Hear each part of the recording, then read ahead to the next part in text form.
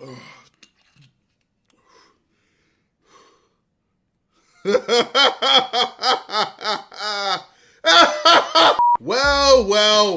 what do we have here, ladies and gentlemen? Let's quickly look at this video again, just to see him taking the loss like a man. So Tank is familiar with this lady.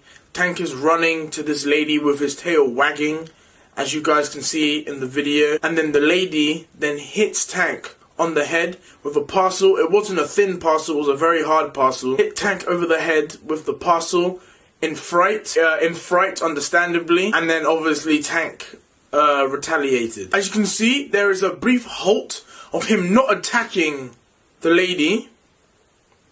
Then obviously the lady proceeds to hit Tank, and Tank then retaliates by biting her twice.